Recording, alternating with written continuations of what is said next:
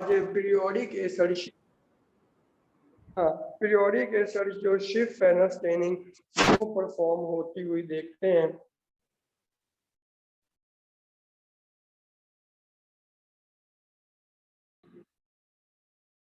ये जनाब है बेंच। तो इसके ऊपर वो जो ऑरेंज कलर की डाई रखी हुई है वो एक बोतल है, तो वो क्योंकि ये बेंच जो है ना वो सारे मतलब जगहों पे यूज होती है। मतलब कि यहाँ पे HNE भी स्टेन होती है और यहाँ वो बाकी PASB PSDB ऑयल ब्लू सारी वो स्टेन्स यहाँ करता है, इसलिए आपको ना वो सारी स्टेन्स के यहाँ रेजर्स दिख रहे हैं। उसके अलावा जो फिर साथ में जो वाइट और एक ग्लास का कॉपलिंग जार रखा हुआ है, वाइट वाले में तो हम लोगों ने HNE में भी देख ली थी। और ये इनको कॉपलिंग जार बोलते हैं। कॉपलिंग जार क्या होते हैं कि उसके अंदर सोल्यूशन रखा हुआ होता है जिसके अंदर में स्लाइड डीप करना होती है। आपस में दूसरे के साथ टच नहीं होती स्लाइड, वो अंदर ना ग्रूव सी बनी होती है शीशे के अंदर, वॉल के अंदर, तो वो अलग अलग रह जाती हैं और फिर इसमें स्टेन हो जाता है। ऊपर लिड बंद कर ले जाता है ताकि वेपरेशन ना हो। अब आगे देखें तो वो जो चकोर चकोर दो वाइट रखे हुए हैं ये जाइलिन के हैं। तो इससे क्या होता है कि ना शुरू में डी वैक्स करवाने के लिए भी ये यूज होती है और इसके बाद ना ये जब आखिर में टिश्यू स्टेन हो जाता है तो हमेशा एंड में DPX से पहले जो क्लियरिंग करवाई जाती है उस पर्पज के लिए भी ये सालिन यूज होती है। फिर चार जो है वो अल्कोहल के जार रखे हुए हैं। तो अल्कोहल के एक ही कंसंट्रेशन नहीं है बल्कि 100 95 80 और 70 होती है। तो ये स्टेनिंग से पहले 100 की तरफ से चलते हैं, 95 80 और 70 हाइड्रेशन करवाते हैं। और जब स्टेनिंग कंप्लीट हो जाती है तो फिर पानी निकालना होता है, तो फिर डिहाइड्रेशन करवाना होती है, तो फिर 70 80 95 और 100 की तरफ चलते हैं। ये सब कुछ है। उसके हाथ में एक स्टेनिंग रैक है जिसके अंदर वो स्लाइड रख के डिस्टिल वो टैप वाटर के अंदर उसकी रिंजिंग करवाता है। तो अब ये देखें इसमें उसने ना कुछ स्टेप्स ओमिट किए हुए हैं, वो वीडियो में इंक्लूडेड नहीं है। सबसे पहले जैसे ना स्लाइड वो माइक्रोटोमी के बाद बनती है ना, तो टिश्यू हमेशा सेंटर में होता है और बाकी साइड पे एक्स्ट्रा वैक्स होती है। तो वो एक्स्ट्रा वैक्स अगर केमिकल के जरिए मतलब जालिन के जरिए रिमूव करवाओगे तो टाइम भी लगेगा। और क्या है कि कंप्यूटर नॉट कनेक्टेड और रुकना अभी।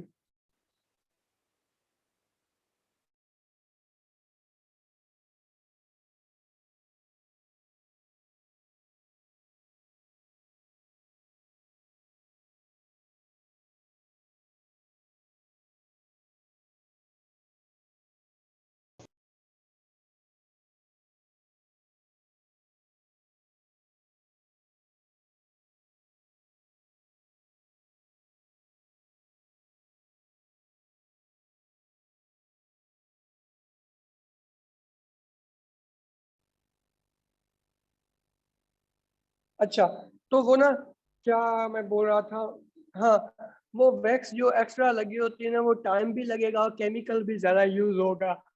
तो उसका एफिशिएंट तरीका ये होता है कि माइक्रोवेव हॉट एयर ओवन के अंदर रख के चल रहा होता है, तो वो क्या है कि वैक्स मेल्ट हो के नीचे जाता है और सिर्फ स्लाइड चिपका हुआ रह जाता है। तो उसके बाद जो माइक्रोस्कोपिक अंदर अंदर वैक्स रह गई है ना, क्या करते हैं कि ना उसको रिमूव करने के जार पड़े हुए ना इसमें रख लेते हैं और फिर ब्रिंग टू वाटर पानी तो उसमें लाना होता है। तो जालिन को रिमूव करना और प्लस हाइड्रेशन कराने के लिए सबसे पहले 100% अल्कोहल में रखते हैं। 100% अल्कोहल के बाद फिर 95 फिर। अच्छा,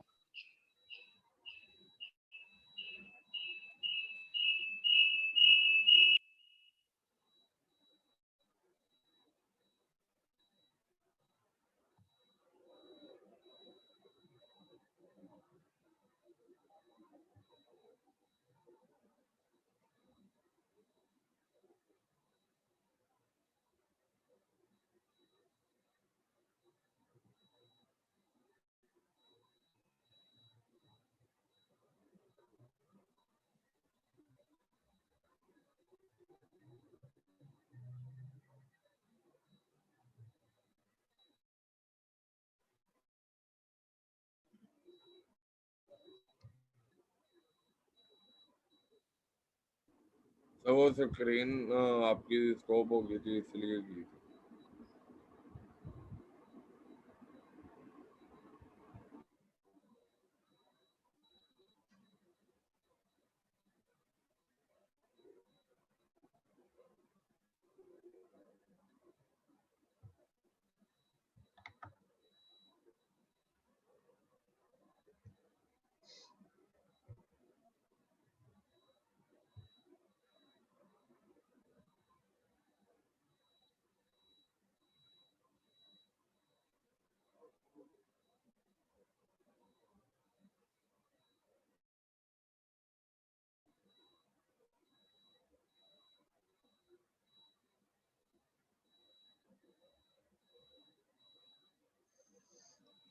अच्छा, तो वो क्या है कि ना, जब 70% अल्कोहल से ना वो भिगो लेते हैं ना, डिप कर लेते हैं, उसके बाद ना पानी के अंदर ये वो उसकी वॉशिंग कर रहा है, तो मतलब ये डी वैक्स का जो स्टेप होता है वो भी कर चुका हुआ है।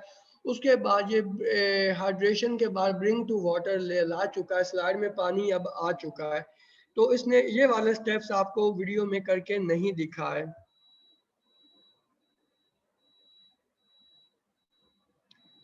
तो ये उसके बाद अब पहला स्टेप जो पीरियोडिक एसिड शिफ्ट स्टेनिंग का है, तो हमने ऑक्सीडाइज करना होता है 1% पीरियोडिक एसिड में। तो मतलब कार्बोहाइड्रेट्स जहाँ जहाँ मौजूद होंगे उनके 1 to ग्लाइकोल ग्रुप जो OH है वो एल्डिहाइड ग्रुप में कन्वर्ट होने जा रहा है। उससे पहले उसने डिस्टिल वाटर या डीआयोनाइज्ड वाटर से अच्छे से उसको रिंस कर लिया और सारा वो ऊपर से झटक लिया है।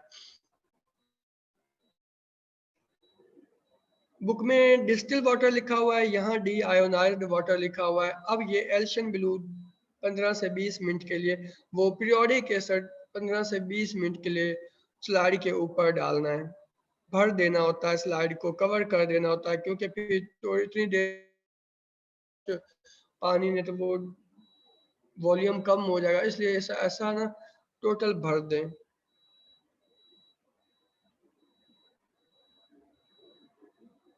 इतना तक डालना होता है कि ऊपर ना से वो थोड़ा उभरा हुआ सा बन जाए स्लाइड के ऊपर, लेकिन नीचे गिर नहीं जाए। एक कतरा गिरा सारा खिंच के गिर जाएगा।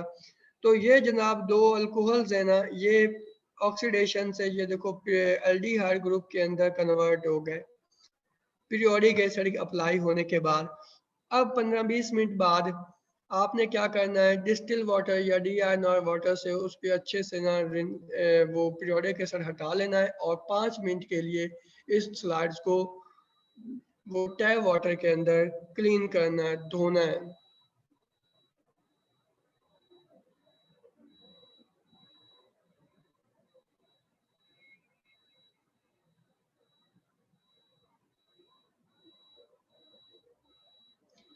अब उसके ऊपर डालना है शिफ्ट रेजेंट। अब रिएक्शन कंप्लीट होने जा रहा है, वो एल्डिहाइड ग्रुप के साथ मिल जाएगा।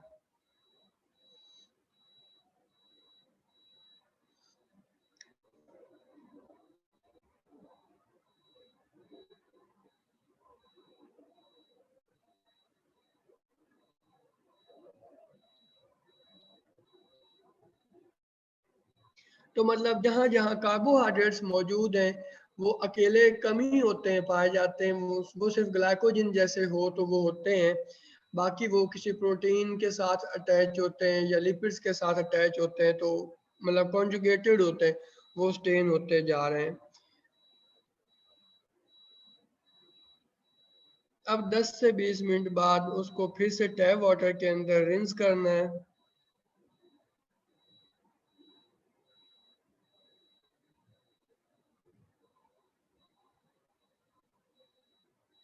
ये टैप वाटर इस टैंक में भरा हुआ है, डिप्स लगवाते जाएं। जब पानी में धोएंगे तो वो सल्फोनिक एसिड निकल जाएगा और वो पिंक कलर बाकी उस कंपाउंड का रह जाएगा, क्रोमोफोर का।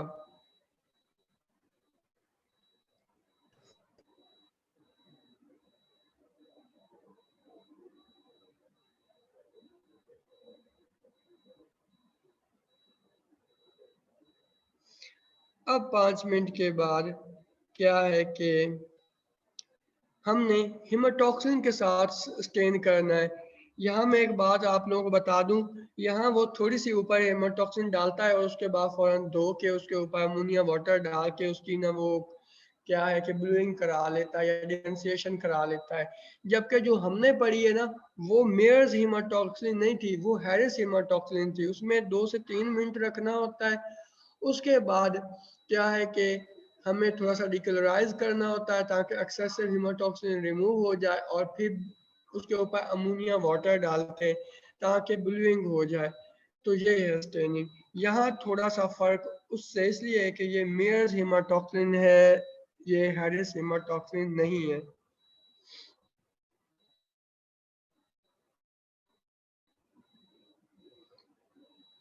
ये ड्रॉपर की फॉर्म में पड़ी हुई है, तो ये थोड़ी सी वो स्लाइड के ऊपर डाल लेगा। इसके लिए कॉपलिन जार की जरूरत नहीं है, ना किसी बड़े रैक की।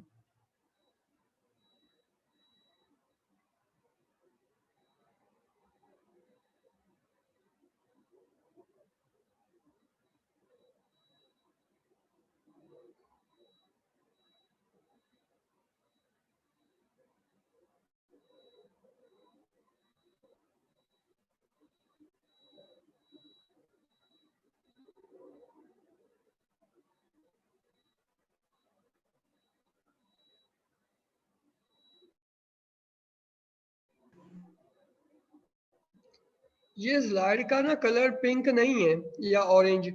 वो आप लोगों को कलर जो है ना, वो जो बेसिन है ना, उसके वो नीचे वो जो होल सा बना हुआ है, वो उसको कुछ तो कहते हैं फिल्टर, उसके ऊपर कलर है, वो दिख रहा था।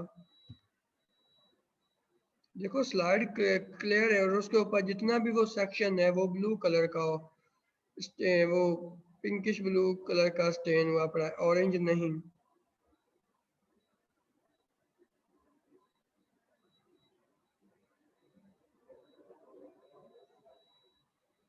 पर्पलिश कलर होता है अक्सर। अब ये ना कंट्रोल देख रहा है, तो ये देखें जनाब, ये किडनी का टिश्यू है। तो जो कलेक्टिंग डक्ट्स होती हैं जिसमें से यूरिन में गुजरना होता है वो ये है। और फिर ये देखें उसका सेंटर खाली खाली सा, बाकी साइड पे जो सेल्स हैं उसके न्यूक्लियस स्टेन हो चुके हैं, और उसकी वॉल पे जो ग्लाइकोप्रोटीन्स हैं या म्यूसिन्स वगैरह मौजूद हैं वो पिंकिश स्टेन हो चुके हैं। ये सारी कलेक्टिंग ट्यूब्यूल्स हैं वो जो किडनी के टिश्यू में मौजूद होती हैं।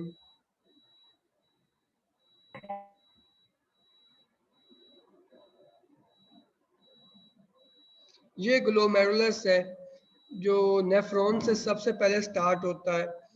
तो ये एक नेटवर्क सा उसके उससे वो उसकी बेसमेंट मेम्ब्रेन, ये उसमें जो भी कार्बोहाइड्रेट्स हैं वो पिंक स्टेन है, बाकी न्यूक्लियस जो है वो रेंडमली ये सारे ब्लू कलर के स्टेन है, और ये उसके इर्द गिर्द बोमिन कैप्सूल। तो ये ग्लोमेरुलस की पिक दिखाई जा रही है आप लोगों को।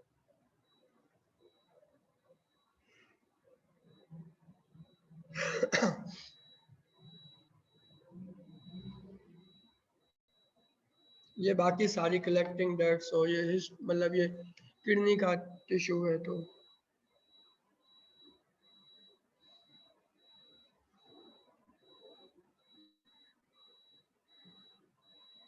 उसके बाद अब क्या करना है, स्लाइड तो हो गई पूरी स्टेन, और ईओसिन आपने इस्तेमाल नहीं करनी क्योंकि वो भी पिंक कलर दे देगी। तो अब वो धो लेने के बाद अब टिश्यू में से पानी निकालना है। तो पानी निकालने के लिए, डिहाइड्रेट करने के लिए हमें अल्कोहल्स चाहिए। तो अल्कोहल्स भी एक नहीं, 70, 80, 95 और 100। तो हम लोअर से स्टार्ट करेंगे, हायर की तरफ जाएंगे, पानी निकल जाएगा। तो ये देखें सबसे पहले ये रखेगा 70 में।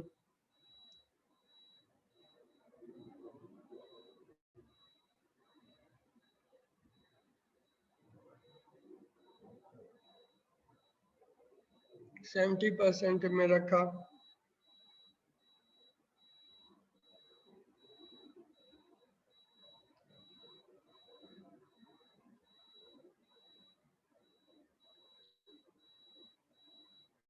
70 से फिर 80,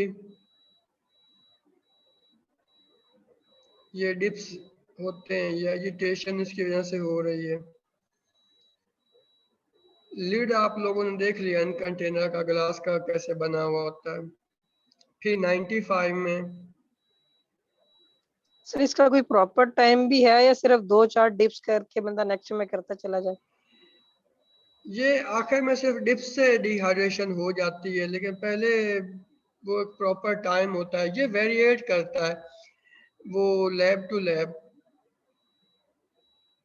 वो अपना एक पर लगा के देख लेते हैं और फिर जिस हिसाब से ना उनको लगे कि रिजल्ट सही आ रहे हैं उस हिसाब से कर लेते हैं।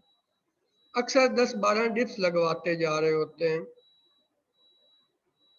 कटक कटक कटक लगे हुए होते हैं, प्रॉपर टाइम होता है। वो FIP ने हर एक चीज का टाइम लिखा हुआ है। अब ये हाइड्रेशन और डिहाइड्रेशन के लिए कितना टाइम देना है आप लोगों को हर एक स्टेन के प्रोटोकॉल में दोबारा रिपीट होता हुआ नजर नहीं आएगा, बल्कि HNE में होगा। जो HNE वाली हाइड्रेशन और डिहाइड्रेशन है वो हर जगह यूज होनी है।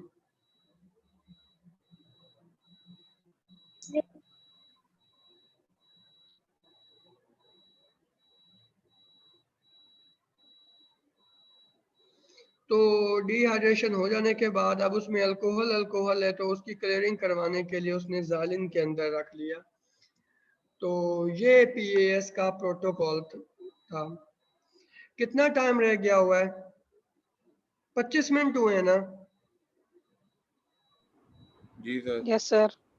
हाँ, तो अब ये देखो मैं अब आप लोगों को ना माउंटिंग दिखाता हूँ कि स्लाइड माउंट के जब वो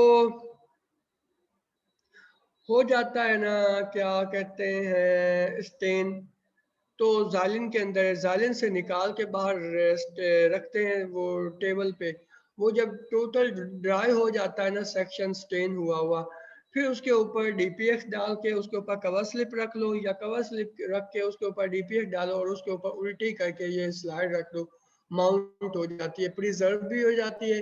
पहले जो इतनी एक तो उसमें जब माइक्रोस्कोपी करनी थी ना DPX के बगैर, तो जो उसमें धुंधलापन सा आना था, सही मॉर्फोलॉजी नजर नहीं आनी थी, वो उसकी वजह से ना क्रिस्टल क्लियर ये शाइनिंग आ जाएगी रिजल्ट में, प्लस डस्ट से बचा रहेगा और महफूज हो जाएगी। और ऑयल इमर्जन वाला भी इफेक्ट एक तरह से वो आ जाता है। तो ये मैं आप लोगों को अब स्लाइड माउंटिंग दिखाता हूँ कि कैसे स्लाइड को माउंट किया जाता है।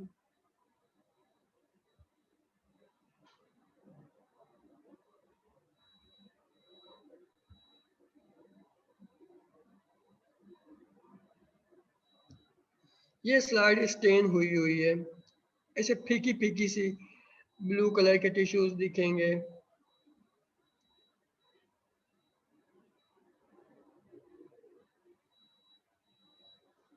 ये बड़े वाली कवर स्लिप ली, उसके ऊपर ये DPX इस तरह डाला, बहुत टर्बिड सा सॉल्यूशन या कैंडिडा बाल्सम, और उसके ऊपर यूं स्लाइड रख दी। फौरन उसमें ना काफी अच्छे वाली शाइनिंग आ जाती है और मॉर्फोलॉजी बहुत जबरदस्त दिखती है DPX। और ये DPX जितना कवर स्लिप से बाहर निकलेगा वो वहां जम जाएगा, महफूज हो जाएगी स्लाइड। अब ये कवर स्लिप उसके ऊपर से टूट के उतर सकती है, वैसे नहीं आप अलग कर सकते। सर ये लगाते वक्त बबल भी बन सकते हैं कवर स्लिप और इसके दरमियान? क्या चीज?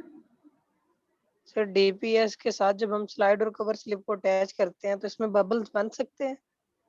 बन सकते हैं, वो ख्याल रखना होता है कि ना बबल ना बने।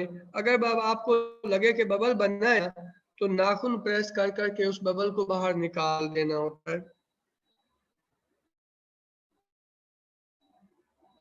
बस जिस तरफ से लगे कि ना वो एज के करीब है बबल, तो उसकी बैक साइड से नाखून प्रेस करते जाए, वो बबल ऊपर होता जाएगा और निकाल लें। लेकिन ये फौरन फौरन बबल निकाल लें, भूल नहीं जाए, वरना फिर वो पक्का उसमें फिक्स हो जाएगा। और ये है ना कि आप खुद प्रेस ना करो इतना जबरदस्ती, वो जो DPX रखा है उसके अंदर बबल नहीं होने चाहिए, और उसके ऊपर जस्ट कवर स्लिप रखो, वो आहिस्ता आहिस्ता खुद ही फैल जाएगा। आप उस पर जोर, मतलब जबरदस्ती जोर नहीं ना अप्लाई करें। और फिर जिस तरह टैगिंग कर दी जाती है,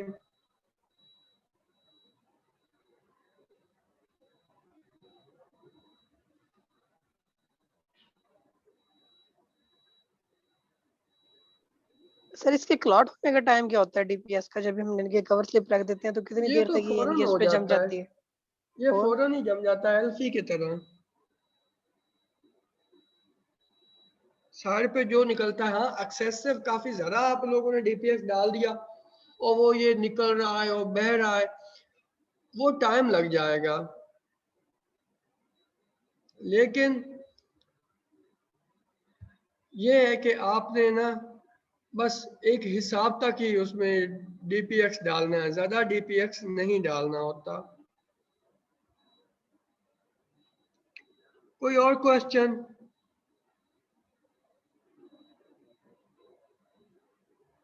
कुछ पूछना हो सर तो। एक जनरल क्वेश्चन है, जिस वक्त हम माइक्रोटोमिंग के बाद टिश्यू को स्लाइड पे लेते हैं हम्म तो उसके बाद हम उसे फिक्स कैसे करते हैं कि स्लाइड पे जमा रहे? जैसे हम दूसरे स्टेन में तो उसे यानी कि किसी एथेनॉल में या किसी चीज में फिक्स कर देते हैं कि स्मेयर हमारा ना हटे। तो टिश्यू जो प्रोसेसिंग में हम स्टेन करने से पहले जब हमने माइक्रोटोम के बाद टिश्यू स्लाइड पे ले लिया तो उससे फिक्स कैसे करते हैं कि टिश्यू वॉश करते हुए यानी कि धुल ना जाए? वो एक तो ये ना कि जब वो आप वो स्टेप जब माइक्रोवेव ओवन में रखते हो तो 60 से 70 सेंटीग्रेड पे जो टेम्परेचर हीट चल रही होती है वो उसकी वजह से भी ना साथ में चिपक जाता है, और प्लस उसके ऊपर ये वैक्स वैक्स लगी होती है तो वैक्स की वजह से भी वो चिपक जाता है प्लस। और यही एक फिनोमिना होता है। बाकी हिस्टो के अंदर कोटेड स्लाइड्स भी यूज होती हैं, प्री कोटेड। उसमें क्या होता है कि ना वो एक मटेरियल उसकी वॉल पे लगा हुआ होता है, जो स्लाइड है सिंपल ग्लास नहीं होता, उसके ऊपर जब सेक्शन आप लगाते हो तो वो पीछे से चिपक जाता है और वो फिर धुलता नहीं है। कोटेड स्लाइड्स आती हैं लेकिन हीट और वो क्या है कि वैक्स की वजह से असल में वो चिपकते हैं टिश्यू।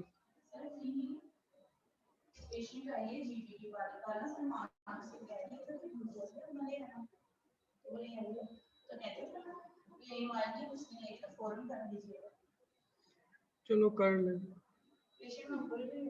हाँ हाँ, मैं अब 10 बजे ना जा रहा हूँ उधर यूनिवर्सिटी मीटिंग के लिए। सही है, आप उसका ना ये करके सैंपल लेके उसको वो सेंट्रीफ्यूज कर लें, मतलब थोड़ी देर रख लें, उतनी देर में उसको ना 75 ग्राम ग्लूकोज पिला दें। ठीक है भाई, अल्लाह हाफिज। ओके सर, अल्लाह हाफिज़।